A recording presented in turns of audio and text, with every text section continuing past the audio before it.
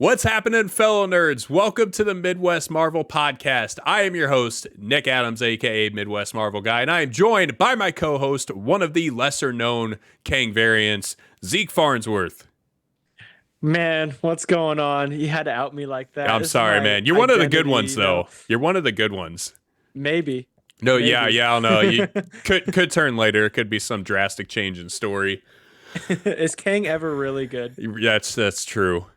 On You today's never know. episode, we are talking Ant-Man and the Wasp, Quantumania. We are giving our review, our thoughts, our complete breakdown of the movie, which just came out this past weekend. And so just as a forewarning to everybody, there are going to be spoilers. This is not a spoiler-free podcast. And so if you're looking for that, I am so sorry. It ain't going to be this one. We're going to dive heavy into the spoilers. And so please do not, unless you don't care, but do not listen to this until you've watched the movie, unless you just don't care if you get it spoiled. I hate getting things spoiled for me. I don't know. Oh yeah. I don't know how some people are fine with it, but when it comes to movies and stuff that I want to see, I can't stand getting things spoiled. Yeah, I hate spoilers too, especially for Marvel. But like for Right. like I don't want to know. Avatar or something like that, like I guess I'm more alright with those. Like if I hear it, I'm not nearly as bummed out. Like I'm still bummed, but not Yeah. nearly. Yeah, I just don't like one of my most traumatizing moments of my entire life was when I was in like the fourth grade or something, or I don't remember how old I was, but when the Harry Potter books were still coming out, like actually releasing in real time. And one of my best friends had read the fourth Harry Potter book before I had, and he didn't realize it. And he told me that Sirius Black died. And I was so shook and just distraught because that was such a massive twist and turn in that movie. And I'm like, oh, great. Or yeah, it was the fourth one that he dies, right? Or maybe it's the fifth one. Fifth one. Order of the, or not. Yeah, Order of the Phoenix is when he dies, Yep. not Goblet of Fire. So yeah, since then I've been traumatized. But I know people, what one of our friends, one of my wife and I's friends, she loves knowing how things end. And so when she reads a book, she will immediately turn to the very end of the book and see how it ends. She will look up movies ahead of time and see how movies end a lot of times. She loves spoilers. I don't get it at all. No, I hate that. Can't do I it. hate that. Can't do it, man. Well, hey, before we get into the movie, we'll start with some general news in the nerd world. So, actually, pretty big news for Marvel. I feel like this already kind of confirms what we knew, but now we're starting to see this in action. So Kevin Feige announced this week that there's only going to be 2 Disney Plus Marvel shows that are going to release this year. This is a big change because there were originally supposed to be, I think it was 3 or 4, possibly even more. I can't remember what the actual number is, but now all we're getting is Loki and Secret Invasion, and the Marvels, which was set to come out in July initially, is now coming out in November. They just released the first teaser poster for that, which actually is a fire poster. I don't know if you've seen that. It I looks have really seen it. cool. But Looks sick. it does. But this is big news because I think especially in the heels of Quantumania is a very split movie in terms of people's opinions of it. I mean, I do feel like it's like Thor Love and Thunder in that sense, where there were definitely people who really like Thor Love and Thunder, and there are people who, like me, who will burn that movie to the ground. And I feel like Quantumania is kind of giving the same vibes. I don't think the movie was the same at all, but it's getting the same reaction in terms of how much the fan base is split, which is weird because for other Marvel movies that are considered bad, that's not the case. You don't hear people saying that about Thor: The Dark World, right? The movie's just trash. Right. Same It's thing just for The bad. Incredible Hulk. You may have a person here or there that's like, I think that movie's underrated, but you don't hear people say, I love the Hulk or I love Thor: The Dark World. So yeah, this is big news because I think Marvel realizes, hey, DC is getting things going. They're going to start pumping out quality content. You know, Gunn is not going to take it lightly. And I think Marvel's realizing, you know what? We need to focus on quality over quantity now, too. And Feige even said in his quote, he said he wants the Disney Plus Marvel shows to start standing out among the rest of the shows that come out. And he doesn't feel like it's done that so far, which I would agree by and large. I think like Loki and Moon Knight both stood out. WandaVision, you could make the argument. But aside from that, like they've just kind of been forgettable. Yeah, like The Last of Us, like clearly people are Oh, show is wild, dude. loving that. I haven't started it yet, but Show is fun terrible. fact for you, Thor: Love and Thunder. I got a Last of Us hurt me story, by the other way. night. So, but continue your thought. Thor: Love and Thunder hurt me the other night. I It was hurts me doing every day. I was doing a trivia night at a brewery not too far Oh from here, no. and they go, "How many movies is Drax in the Marvel Cinematic Universe, not Oh, you including forgot it. like shows?" And so I'm like, Infinity War, Endgame, all are both Guardians movies. Yeah. He goes excluding any special. So I was like, Okay, okay, so so not a holiday Christmas special didn't count. So I was like, oh, only 4. Oh no. And they were like 5, and he named off Thor: Love and Thunder, and I was like, oh It my got you. gosh. And I was just It bragging got to my you. whole group. I was like, I'm doing a Marvel podcast. Like, I've got this one, guys. Got this one. Dude, And they're like, how'd you not oh, know that? And I was bro. like, have you seen Thor: Love and Thunder? And they're like, no. And I'm like, well, you would know if you've seen it. It's Oh, terrible. yeah, dude. Yeah. Here's the thing. I feel for you because I'll be honest. I forgot that the Guardians were in that too because I've just blocked out. I It's just like completely the blacked first that whole 5 thing minutes. out. Yeah, Yeah. it is. Oh man, dude. Way to rep the podcast. All I'm gonna say is the trying. last Marvel trivia I went to a couple months ago, we won. So It was, yeah, it wasn't We won. strictly Marvel trivia. It Okay, was, I okay. got like 3 Marvel questions, and Oh, then the okay. rest were like just random. That's fair. But We'll let that slide. That's okay. yeah, I thought I it was got a 2 out Marvel of 3. trivia. I was gonna say, like, dude, I don't know if you can be on the podcast anymore. No, I've been we'll let looking that for Marvel slide. trivia. I It's can't fun. find any. It's a good time. It's intense. It's intense, but it's a good time. So I said I had a Last of Us story, right? So this weekend on Wednesday night, I'm watching the newest episode of The Last of Us. It's usually my Wednesday night tradition. Carly goes to bed. I get home from serving at youth group, and I'm like tired, but not like I'm wired but tired. I need to do something to shut my brain off. So lately I've been watching The Last of Us. That's when I catch up on it. So I'm turning all the lights off, and I'm a little on edge already because The Last of Us, it's not a super just chill show. It's terrifying in some spots. There are legitimately times where I'm sitting there like waiting to plug my ears because I know something's just gonna be like, blah, like jump out at me. And so I'm on edge already. I got my snacks. I got a bowl of Cocoa Pebbles in my hand, and I walk around my recliner, and I go to sit down on the recliner, and all of a sudden behind me, again, it's pitch black, like 12 a.m., I hear a creepy child's voice behind me. Now, my son can't talk. He's 9 months old. He's fast asleep in his crib. I don't know why there's the voice of a creepy child, dude, but I spun around so fast, like my heart felt like it stopped, and I was ready to smack this demon child across the face with a bowl of Cocoa Pebbles. And it turns out my wife got a toy for Zane, or maybe we had it and I just forgot about it, but we didn't open it up until like I was gone. This toy for Zane, and this thing has a motion sensor, and it talks when you get anywhere near it. And I was ready to smack that thing just across the multiverse, dude. You're muted, by the way. And just chuck your bowl of Cocoa Pebbles at it. Bro, I was ready to, yeah, dude. I was ready to smack it. So that's my Last of Us related story. So that is funny. But seriously, I was so, my heart was pounding for like 5 minutes after that because I legit thought there was some creepy child in our house.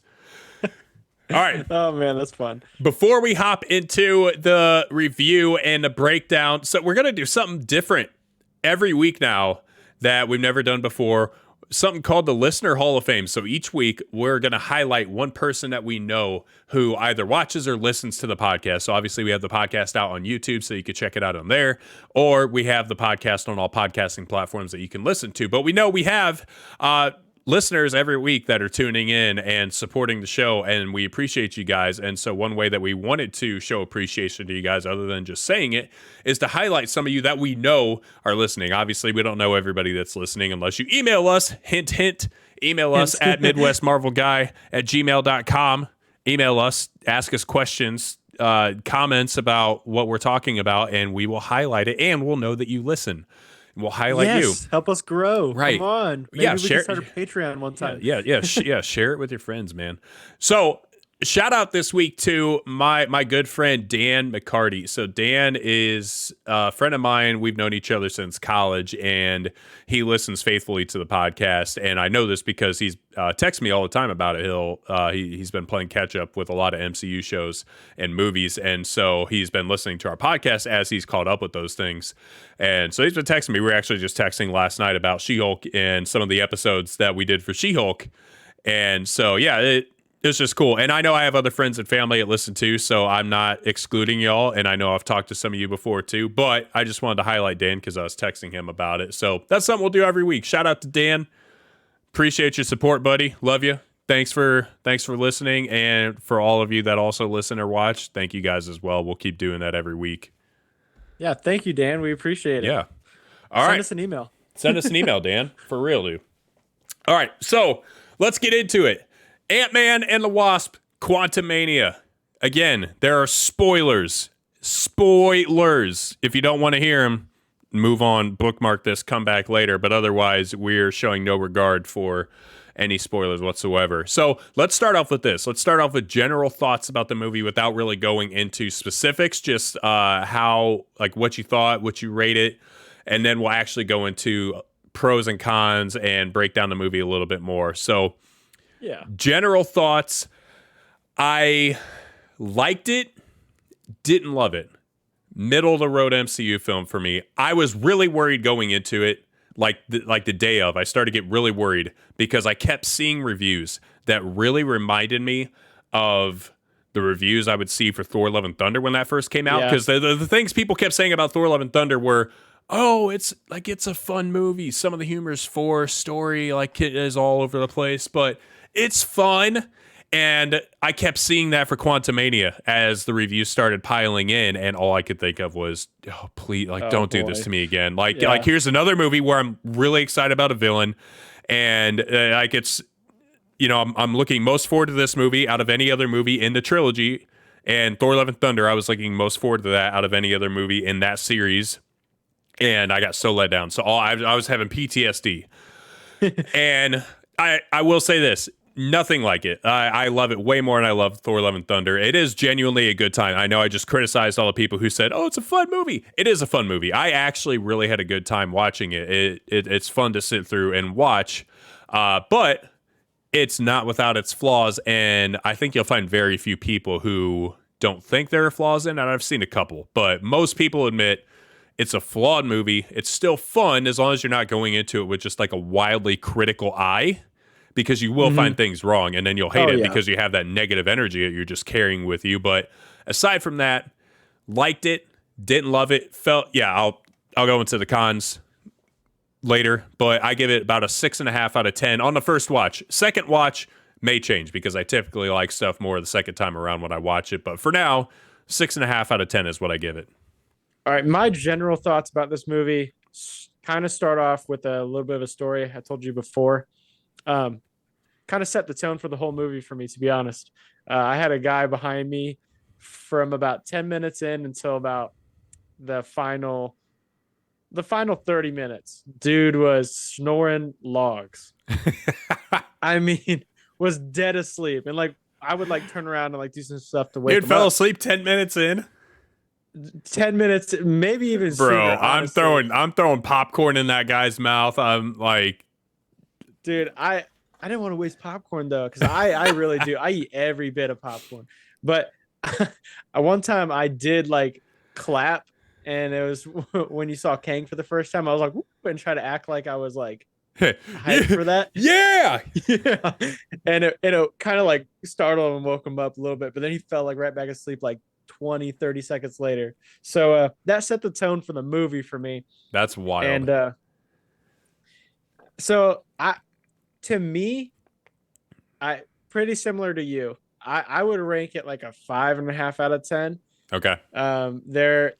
Kang is solely the reason why this thing gets a 5 for me. If this was any other villain, I would put this right alongside Thor: Love and Thunder, to be honest. And he carried. Yeah, I'm not dissing Paul Rudd. I'm not dissing Cassie or any of the main characters. I think Michael Douglas, I think he did really good too. Michelle Pfeiffer. Yeah. The cast did good. It was just it was I thought it was a little like It rushed. it was meh. Yeah, we'll get into it. Yeah, it was Yeah. meh. Yeah. Yeah, that's a good But description. yeah, if you want to go into it as someone who likes visuals and you like, you know, I would say it's pretty funny. Yeah, I thought I it had, found yeah, I didn't myself feel like laughing it a had super lot. forced humor. I saw some reviews saying that they thought it had forced humor, and so that really worried me because obviously that was all Thor: Love and Thunder was forced humor. Right. And so when I saw a couple reviews that said that, I thought, oh no, and it really didn't. To me, it did No. not. And honestly, now that a lot of reviews have come out and reactions, I feel like I have not seen that many people that have said that. So I think that was just a couple of reviews that just coincidentally happened to say the same thing early on. But Yeah. realistically, that was not the vibe of the movie. Most of the humor hit. There may have been like one or two jokes that was like, but that's every movie. You're always going to Right. have that. By and large, the humor was good. I liked it. Right.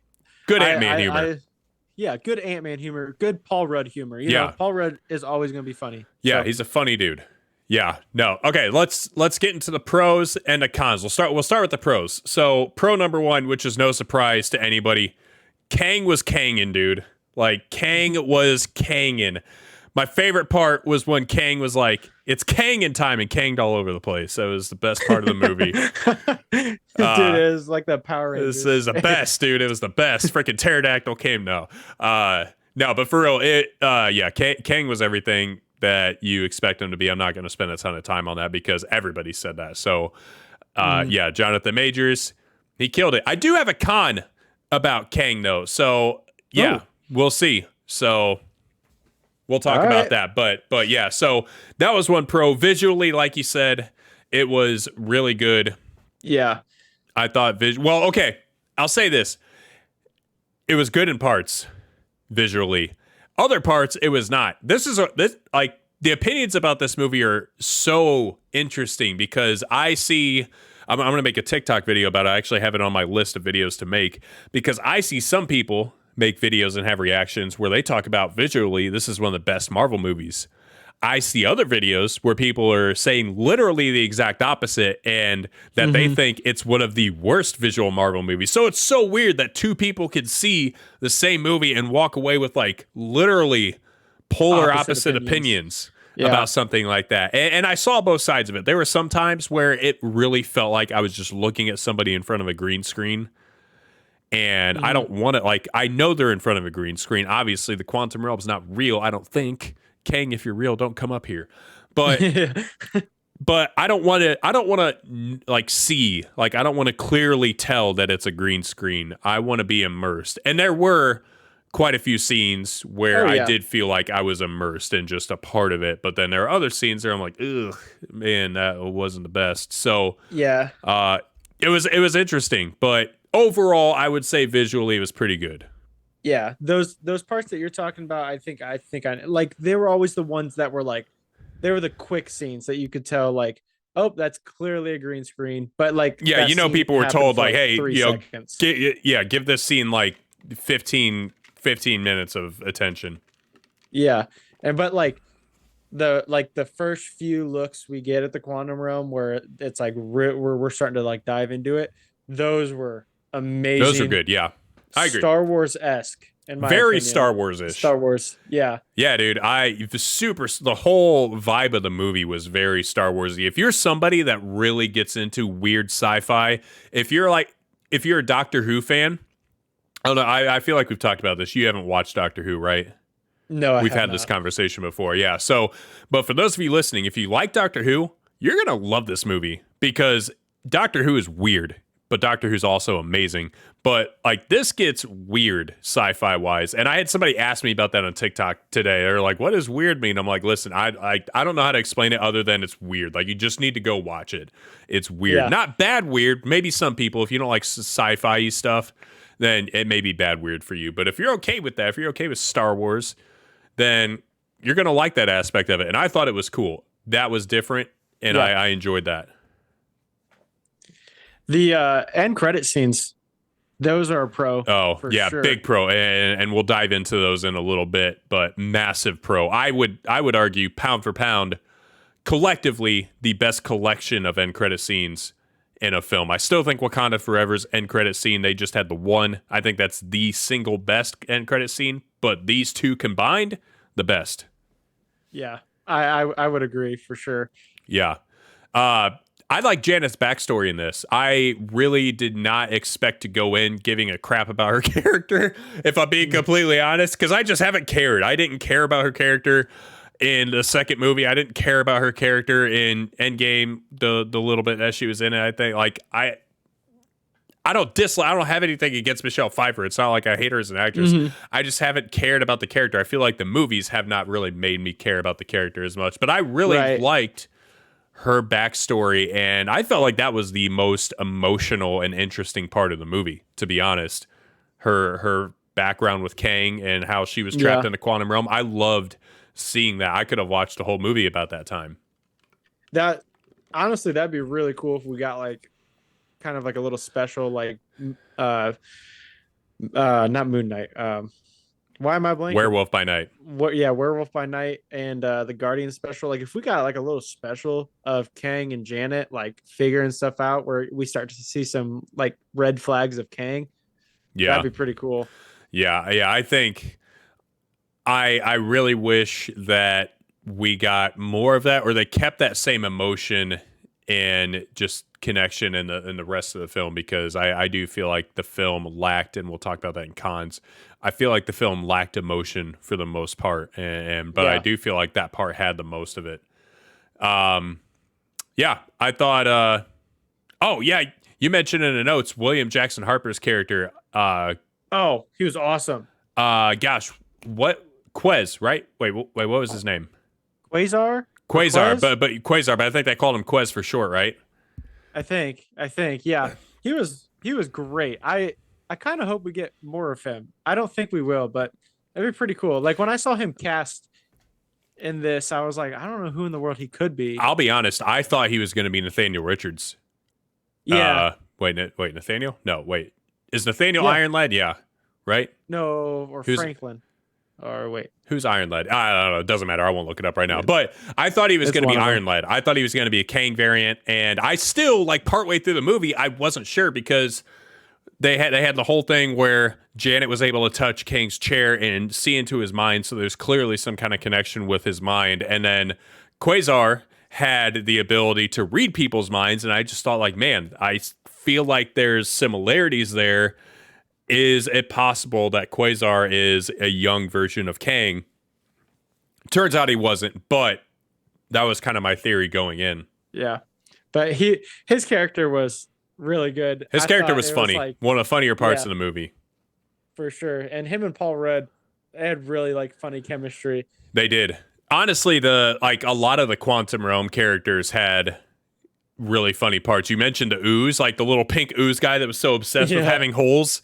That character cracked me up. And when he gets blasted toward the end of the movie and you think he dies and he looks down and he's got like 4 holes in him from getting shot and he's like, I have holes. Dude, that was so funny to me. Dude, that cracked me up. It was the one part where everyone in the theater laughed and it woke the guy up behind me. So I was like, so you're especially fond of that part. Yeah, but I was like, yes. Thanks, ooze guy. Yeah. I do think there were some pretty good action scenes in the movie too. I think the movie had solid action for the most part. I appreciated that. I liked Bill Murray's character. I thought his character was really well done for giving a short cameo. I would love to know more about his character, but I thought the little bit that he was in it was cool seeing him in the MCU. Bill freaking Murray, dude. What a legend. Yeah. Bill Murray as Krylar out of everybody. Yeah, that was great. Okay, let's talk. I mean, we'll get into more pros and cons just as we talk through some other stuff, but let's just get into specific cons things we felt like we didn't love about the film. So one thing I noticed right away watching it, especially once they got into the quantum realm, the pacing was weird. Like the pacing was very off for the movie. It just felt super weirdly paced, very choppy, very like not spending much time on things, trying to fly through it, especially for the first third of the movie. I felt like the pacing was just awful. I think it could have benefited from another 15 to 30 minutes to improve not just pacing, but emotion and depth. I think you could have added a lot more depth to just situations and characters to get you to care about them more.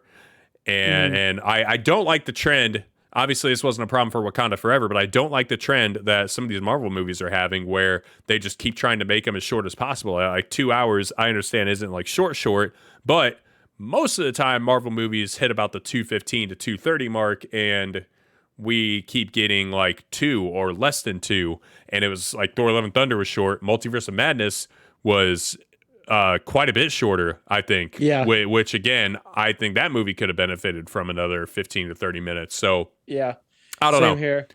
I think they could have the backstory between Janet and Kang. I think that should have been like one of the first things that we saw. Like it should have been the Oh, see, I didn't feel opening that way. I scene. liked it where it was. I thought it was good.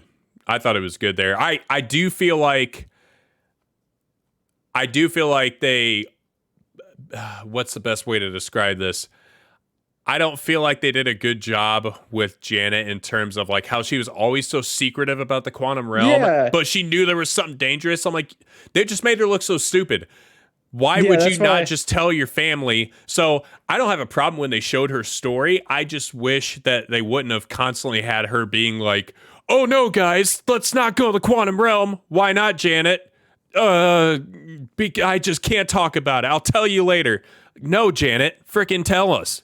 Like, Yeah. let us know, or just don't say Yeah. anything about it. Like, that would have been the biggest thing. Like, I just Yeah. shut up about it. Well, that was my reasoning for I think they should have showed hit her and Yeah. Kang's like little Just interaction open first the because movie up with that. Yeah. Well, they did yeah, actually. It did like didn't that open the movie, but then it didn't like actually go into the backstory.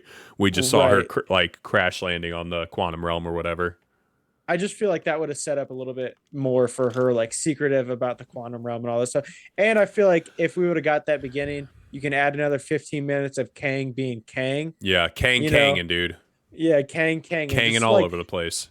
that way, like when she's being secretive later, it's like, oh, I kind of get why she's being secretive now because, like, Here's the thing though. I see. I still wouldn't get it. I'd still be like, no, you're an idiot. Why aren't you telling your family about this massive multiversal threat that you left for dead in the quantum realm that clearly wants to like come after you? Why would you not tell your family, hey, let's not go there because I'm a wanted criminal there. They're gonna kill me. yeah, They're gonna kill us all.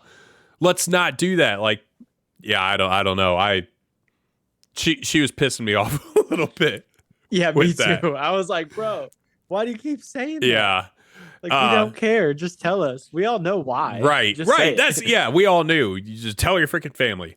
I also did like along with the emotion. So I didn't connect emotionally with this movie. I didn't feel like there's a whole lot of depth. Everything felt just kind of surface level to me. The action felt surface level.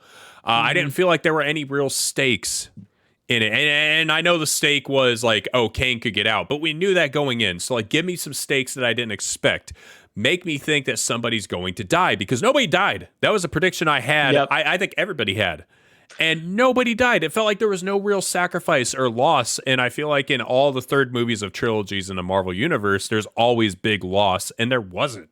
Like, yeah, like Kang gets out somehow. We know that. But that's not the loss. Like, we don't care. We all wanted that to happen. That's not a loss for us. That's a win. Yeah. So I didn't like that there weren't real stakes that we could feel. It wasn't real emotion. I felt like some things came too easy, like the heist thing. I think they could have made the whole heist scene They could have for made that so much better. they could have made it so much better. It was just so easy. It lasted like 10 minutes. All he had to do was just climb a couple of Ant-Man variants, grab the thing. That was it. It was so easily done. It's almost like they just threw it in there like, hey, how should he get it? Oh, let's have him do this. Okay. And, it was just there to serve a purpose, but there was never a question of, oh, man, is he going to get it? Like, man, this is really tense. No, it was just like watching him go get it. And, at no point did you ever feel like it was a possibility that, oh, he may not pull this off. Yeah. Yep. Especially because Ant-Man movies are so heist focused. I feel like they could have really emphasized the heist aspect, especially because in the trailers they made it seem like that was such a massive plot point, like the heist, it and did. it wasn't. It lasted 10 minutes. Yeah, exactly. So, It didn't last very long, and I personally feel like this needed to be Infinity War-esque, where Kang absolutely just destroyed. oh, in the Like, sense of him just winning, yeah. murked.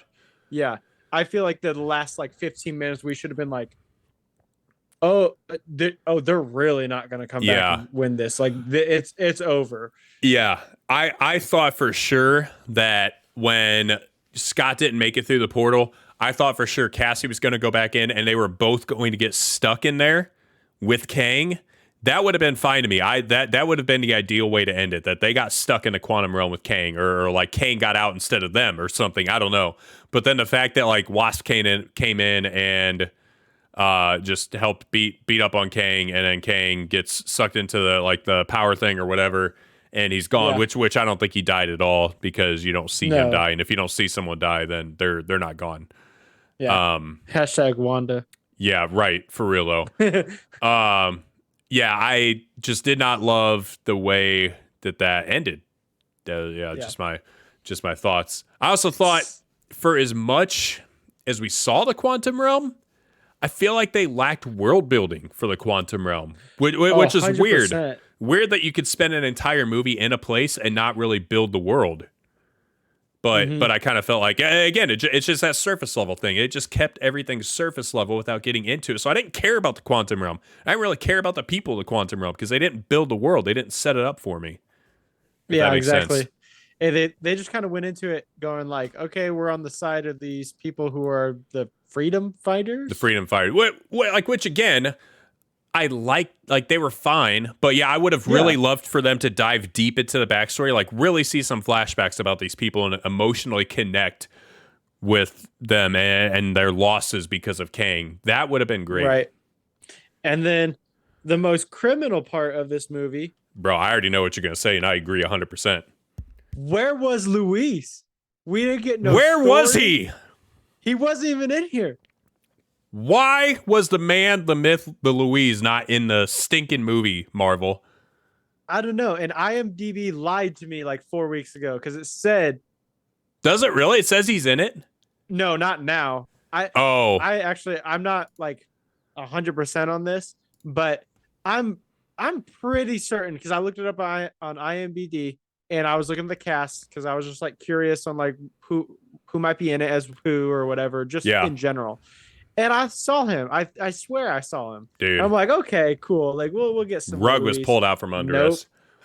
Yeah, I cannot believe that they did not put my man in it. Even just at the beginning, if he could have done the opening monologue instead of Scott. I know Scott was reading his book, and that actually did play. Like, I mean, it made sense. But how is Luis not in the movie? We got robbed, man. We did straight up robbed. And that's also another reason why I might put it like just barely above Thor Love and Thunder.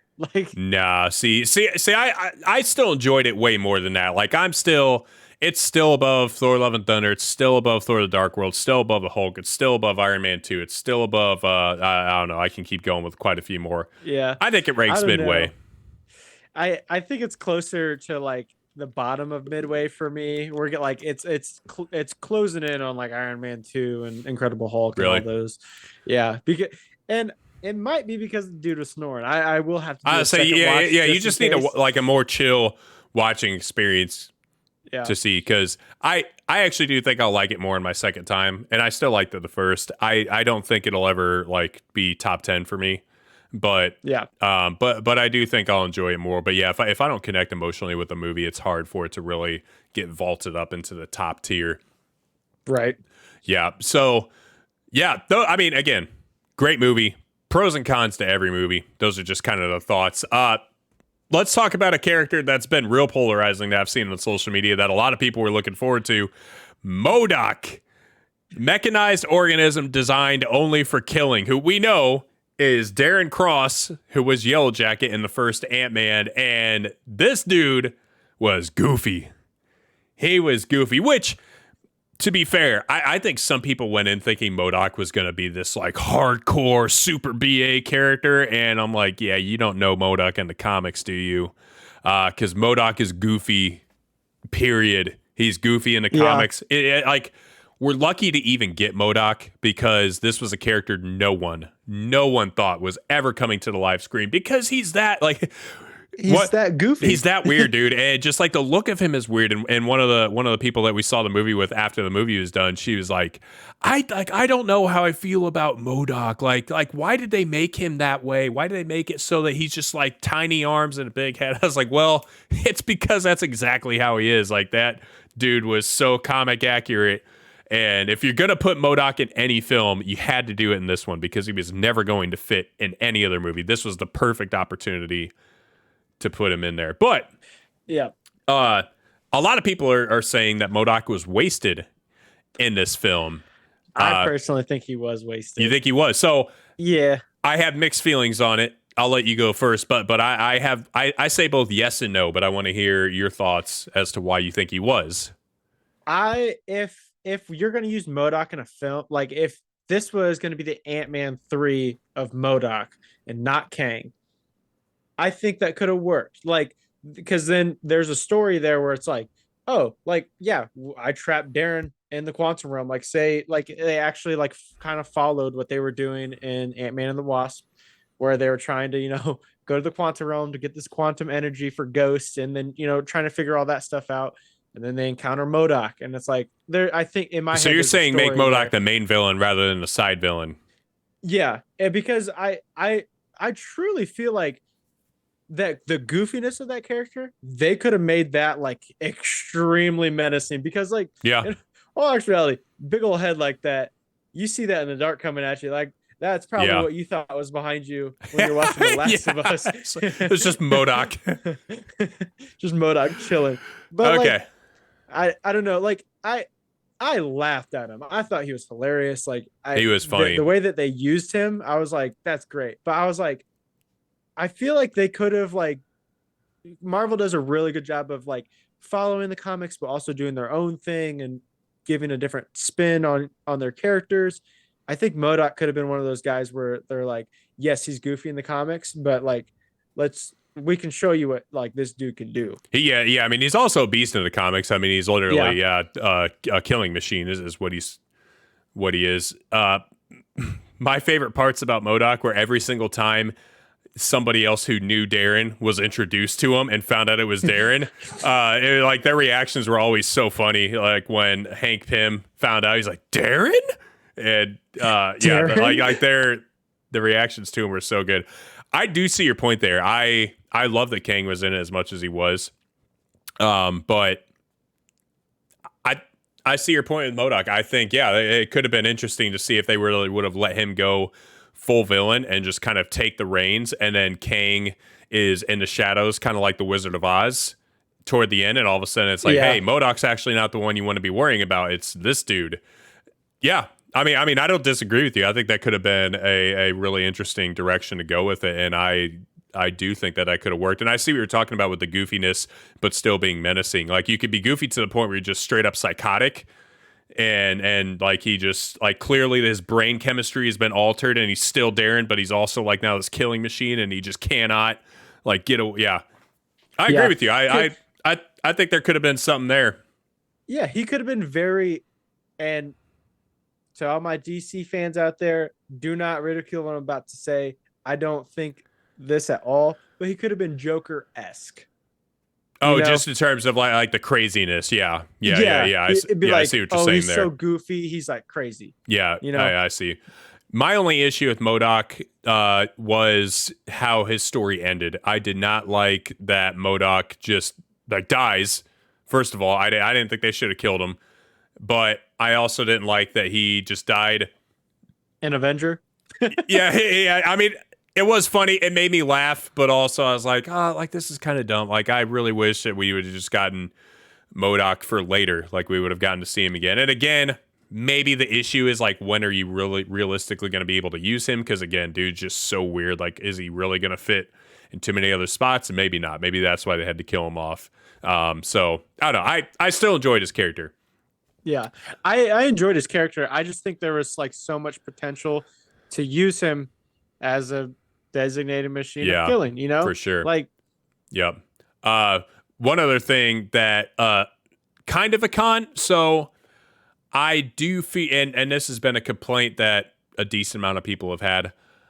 I definitely feel like Kang was nerfed This isn't a complaint that I have Oh, yeah. because I think the nerf was intentional. I see a lot of people saying like Kang he never would have lost to Ant-Man. You're right.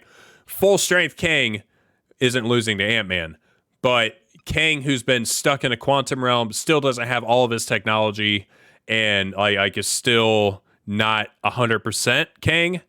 That Kang could lose to Ant-Man, and I think it sets up more for Kang in the future when he just goes 100% and he is just full of vengeance, full of rage, when to take out all of his anger on the Avengers and everybody else. That I think it sets up more for that. So I was fine with him being nerfed. I didn't have an issue with it, but I do see a lot of people complaining about it. So that's my thought on that. Yeah, I just don't like that it's supposedly Prime Kang who's nerfed. Yeah, well. Again, I mean, it's Prime Kang that we assume, but yeah, I mean, it is Prime Kang on crutches. Like, it's Prime Kang missing a lot of his stuff. He doesn't have all of his weapons at his disposal. He didn't have his chair for pretty much any of the movie, which is a huge thing for him in the comics. So yeah, I think we're gonna get Prime Kang like just being an absolute menace later on. But yeah. Okay, so another new segment that we're going to add each week is something called the Social Media Spotlight, where we're going to highlight the best and worst takes we've seen on social media each week, usually like just one or two, depending. So what made me think about this is because I saw a take today that was just the dumbest thing. And the take itself wasn't even dumb. It's just the fact that the take was even brought up. I was like, dude, someone needs to take your phone away. Because there's this kid on TikTok that was saying that Thanos is better than Kang, than Kang, but he was saying it like it's a done deal. Like, he was saying it like, oh, I like after seeing Quantumania, it's confirmed Thanos over Kang, and I'm like, no crap, dude, because Thanos had like this massive movie that was the culmination of 10 years of films to be that bad guy. Like, we're just now seeing Kang for the first time. No crap, Thanos is better than Kang, but like, why is this even an argument at this point? Like, why are we bringing this up? We know we still have like at least four more projects that Kang is probably going to be in. So like how in the world are you sitting here acting like it's time to make that call? I don't know. I thought it was so dumb because when Thanos first showed up, no one gave a crap about Thanos, dude. Yeah. When we saw Thanos in Avengers in a post-credit scene, when we saw Thanos in Guardians, when we saw Thanos in Age of Ultron in a post-credit scene, no one was clamoring for more Thanos. Like, people were like, oh, it's going to be cool when that dude shows up. But no one's walking around being like, this guy's the greatest villain ever. Right. And then Infinity War comes around and it's like, oh, Loki. He's the greatest, like one of the greatest movie villains of all time. Yeah. Because the buildup was there. We don't have the buildup for Kang. This is the start of Kang. Right. The buildup is coming. Yeah. Because like when Guardians was out and then, we get the first hint at him in what was that? Age of Ultron. At the time, everyone was like, Loki's the best villain. Loki's the best villain that we had. Oh, yeah, for Loki sure. Versus Ultron. And it was like, yeah, it's because Loki was built up. He got built up over a few movies. We got to see him in 2 Thors and then. Yeah. No. Yeah. So that was my bad take. And now I'm going to love this segment because every week I see just horrible takes on TikTok because it's just everywhere. And so I cannot wait to start like highlighting them on this because it's so fun. Just absolutely blasting and be like, yeah, this is terrible. Terrible take. Here's something else I have to touch on, dude. This is wild. I don't know if you saw this or not. So we need to talk about maybe one of the most bizarre parts of the whole film. And like this is so weird. I'm not talking about the talking broccoli. I'm not talking about MODOK. I'm not talking about the fact that Kang got beat by ants. The most bizarre part of this film is the score. Not like the Rotten Tomatoes score, which that's crazy. We'll talk about that in a second. But yeah, the film score, not the sound of the score, the names of some of the tracks for the film score. Have you seen this? I have not. I'll hop on Spotify right now and look at them. It's not all of them, but here's like 2 names of some of the tracks. Kang Bang and 50 Shades of Kang. Like, dude, I saw that before I went into the film, and all I could think is like, bro, what am I about to walk into? What am I gonna 50 watch? Shades of Kang. Like Kang Bang, dude? Like who let the intern name the tracks on the score? What Marvel interns just running amok and like naming all these, going back. I'm gonna go listen to the Wakanda Forever soundtrack at work on Monday, and all the names of the songs are gonna be changed to just something like super juvenile. Dude, Bro, it's actually a Kang variant going. dude, through. I saw that and I was like, what the heck? There are a couple dope ones though. Alien Ant Harm is the name of one of them, which I was like, okay, that's kind of dope. Oh, there's one called Holes. Yeah. But no, I just had to bring that up. I thought that was wild. Like, what the heck, dude? That's awesome. That was so funny. The cover art though, that looks great. Oh yeah, dude. The poster, the movie poster is one of the best theatrical posters that Marvel's ever done. Period. It's so good. The color scheme, it feels like an old '80s movie poster. It's fantastic. Yeah. Oh man, that's funny. Okay, I mentioned a Rotten Tomatoes score. This is wild. As of last night, I don't know what it is right now. As of last night, the critic score is 48% for the movie. It's like second lowest out of any Marvel movie. I think Eternals is the lowest at like 47. But the audience score was 84. So you have 48 and 84, the largest disparity between the two scores. And again, Rotten Tomatoes is crap, so it doesn't really mean anything. But right, the largest disparity, I just think that's crazy. And the funny thing is, I get both of them. I understand why there's, I don't think it's a 48 low, but I understand why the critic score is low. Because like as a movie critic, I'd watch this movie and be like, yeah, not great. As a fan, I watched the movie. I'm like, hey, this was fun. Was it amazing? No. But was it good? Yeah, it was good. But it's just crazy to me that there's that much of a disparity. Yeah, same here. I understand why the audience score or the tomato score would be about that 48 because it's people who study film and people who study stories and things like that. And it's like we were saying earlier, the pace of this film was just not there. No, yeah, it was off for sure. Okay, you mentioned the end credit scenes earlier. We got to talk about it because this is the best part of the movie.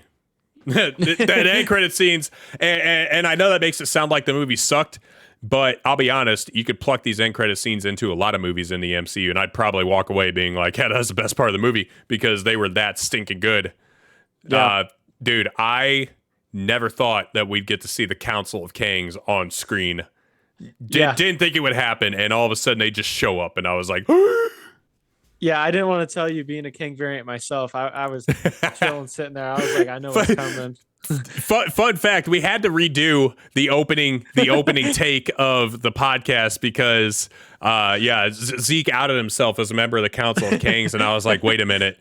We probably should give a spoiler warning before we start talking about the Council of Kangs for anybody who doesn't know. So we had to redo it, but now you guys know what happened behind the scenes. A little behind the scenes, we get more listeners. Keep sharing it. We can start a Patreon. You guys get to see that. There you go. But yeah, dude, I was so stinking hype about that. So for anybody that doesn't know, brief overview of the Council of Kangs. So this is something plucked straight from the comics. The scene of the Council of Kangs is like literally a shot for shot. Like if you put the two together, it looks identical. So the Council of Kangs in the comics, it's an assembly of Kangs from the multiverse. They take it upon themselves to eliminate threats, mostly just ended up being their own problematic variants. Like they just keep rogue Kangs in check, divergent Kangs in check. And in the comics, the Council of Kangs is led by Prime Kang, who we assume we saw in Quantumania. In the movie, we see that the Council of Kangs is led by Ramatut Immortus, who's probably the leader of it, and then the Scarlet Centurion, or who we assume is the Scarlet Centurion. Backstory on these guys. Scarlet Centurion, I really hope that that's who that was because he will be a dope Kang to see, and like there's massive potential in Kang Dynasty if that's who they're using, because in the comics, Scarlet Centurion, in the universe he's in, he uses the Avengers as pawns and actually convinces them to fight for him to wipe out superhumans from their planet. So like imagine in the Kang Dynasty, Scarlet Centurion shows up with a team of Avengers to fight the Avengers. Like that would That'd be be sweet. that would be And we get to sick. see like oh well, too bad these Like, actors are too old, but like imagine if they like got like Tom Cruise as Iron dude, Man oh and dude, then please, man. Tom Cruise is going to do action until he's 80. He's fine. Well, I know, but like have you seen the who they wanted to be the Avengers like way back Oh yeah, yeah, early Tom Cruise. Yeah, 2000s? Tom Cruise is on that list. Tom Yeah, he's Iron Cruise Man. and Brad Pitt and Eddie Yeah. Murphy. Eddie Murphy as Falcon would have been hilarious. Would have been hilarious, Anthony but Mackie kills Anthony it. Mackie's better. Yeah. Yeah. Immortus actually is pretty similar to He Who Remains. So I never thought we would see Immortus in the MCU because I kind of already felt like we had seen Immortus. Basically, Immortus is somebody who worked with the Timekeepers in the comics, and Immortus watches the timelines, and he's just all knowing. Like he knows how everything's going to end. He knows how he studies time really, really intently, and so he knows how time is going to end, and he manipulates things in accordance with how he wants them to go because he knows how they turn out.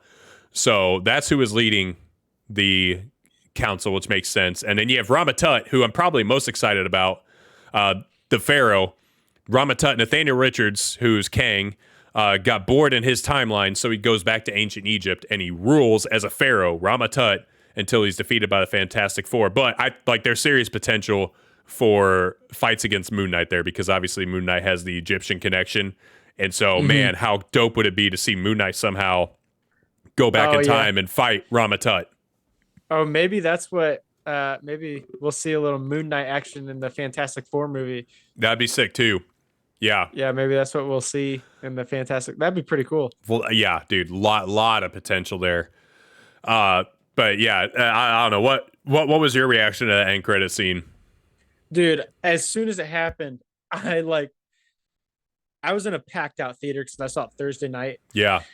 Yeah, And we I almost saw got it, out at the like- same time because you texted me right as I was getting out, so I know like our movies finished at a similar time. Yeah.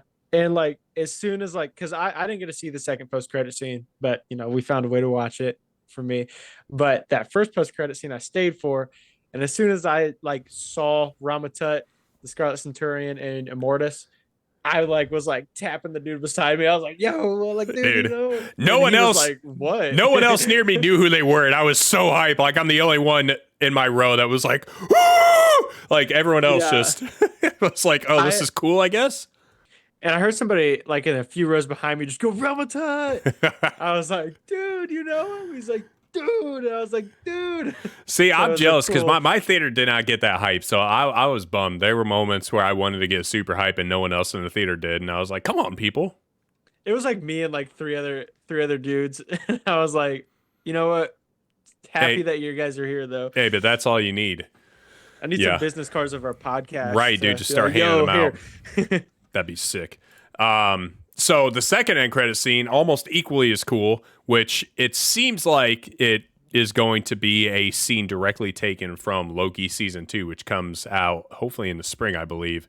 But we see a guy named Victor Timely, who turns out to be what we assume is a Kang variant, and Loki and Mobius are there to see him, and Loki realizes, holy crap, like this is the guy that I saw. This is Kang. And again, dude, it's going to be so sick. So Victor Timely is a version of Kang, travels back to 1901, founds the town of Timely, Wisconsin, starts Timely Industries, which produces time travel equipment. But interestingly enough, Victor Timely is actually more of a disguise for Kang rather than like a separate Kang variant himself. Like Kang just calls himself Victor Timely, but he knows he's Kang and basically uses it to hide out. So I wonder, is Victor Timely a version of could Victor Timely be Prime Kang in disguise that somehow like gets out of the quantum realm or wherever he gets sent to, and he's having to build his time stuff. I don't know, wild theories, but I can't wait for Loki. I will be as excited about Loki as I am about any MCU movie. Yeah, Loki will probably once that season 2 comes out, we'll probably have to do another show ranking.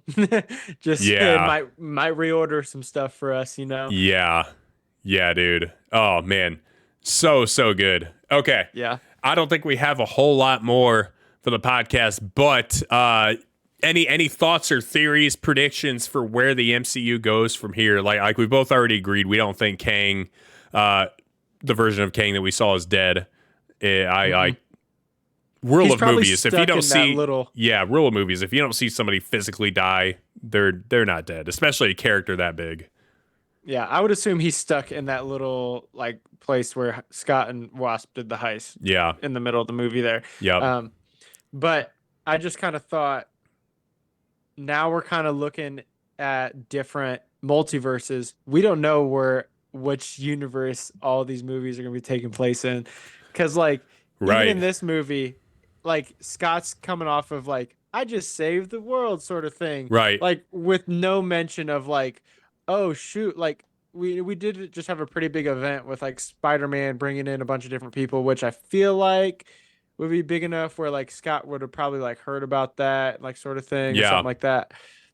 I don't know. Yeah, I honestly thought the end of the movie, like as he's talking about, as he was doing the inner monologue with himself, and he was talking about like, man, wait, did we actually defeat Kang? Like, did we just set loose a multiversal variant that was worse than him? I really thought there was going to be something that we saw at the end of the movie that was going to allude to the fact that Kang had taken over Earth while they were in the quantum realm, and they did not realize it until that moment. Like Scott sees something on like a billboard or sees something that like is Kang, and he realizes, holy crap, like he's here already. Like we saw at the end of Loki. Yeah, dude, like that was one of the greatest endings to any show I've ever seen. Like such a cool reveal, but I wish they would have done something like that.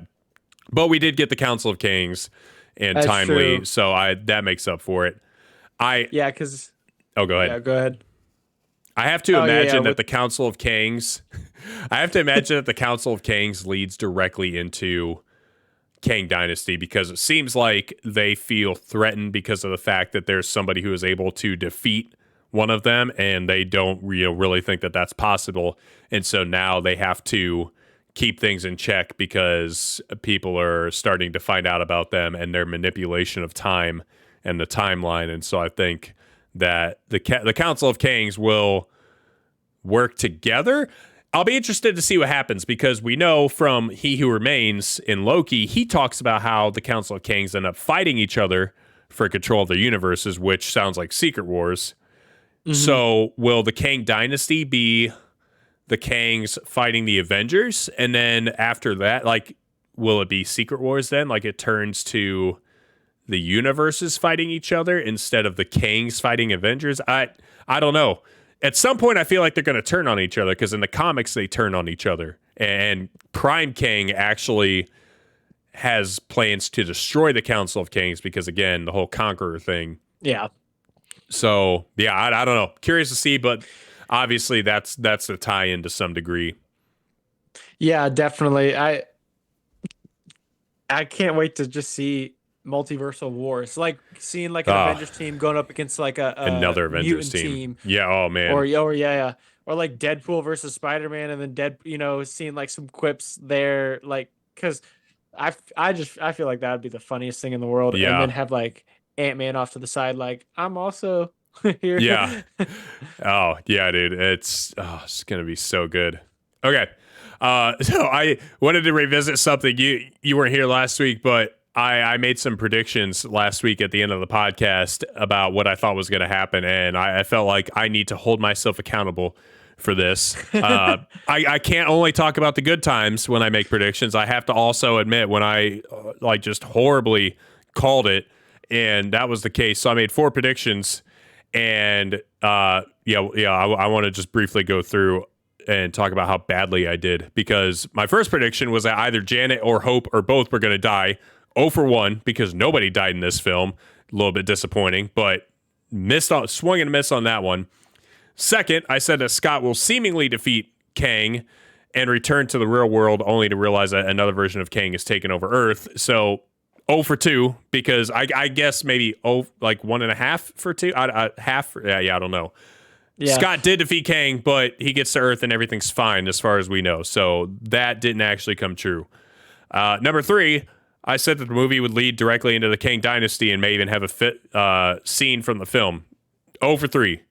Didn't hit on that one either. Although we did get a scene from Loki, but that's not the same. But the one that I got right, finally, I said we'll see a variant of Kang in the film at some point. And we got lots of them. Got a whole council of them. Got a whole council of them. Give me my 1 for 4, my 25%, dude. I'm shooting like Shaq at the free throw line out here. Oh my god. I got my own council of Kangs behind me. But yeah, so the predictions didn't go well this time, but we'll get better at them, hopefully. Yeah, we'll get them next time. Probably not. It's just always good. It's so hard to predict that stuff because they change it up so much. But oh, dude, I know. I swear sometimes they'll like look on like Reddit and Twitter and be like, "Dang it!" Like, dude, that's the thing. Like next time, I'm just gonna look up the script. Like when the script leaks again, like it did, I'm just gonna read the script and act like I'm a freaking genius, dude. I'm gonna predict everything.